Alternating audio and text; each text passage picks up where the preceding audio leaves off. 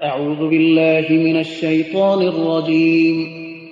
پناه میبرم به خداوند از شیطانی رانده شده. بسم الله الرحمن الرحیم. به نام خداوند بی اندازه مهربان نهایت بارحم.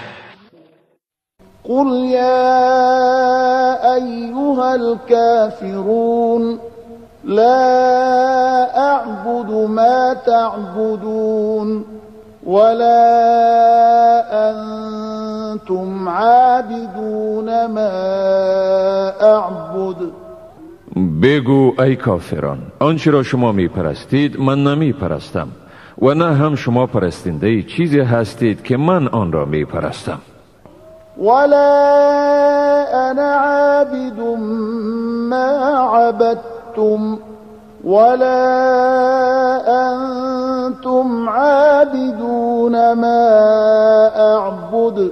و نه هم هرگز من پرستنده چیزی هستم که شما آن را می پرستید و نه هم شما پرستنده چیزی هستید که من آن را می پرستم. لکم دینکم ولی دین.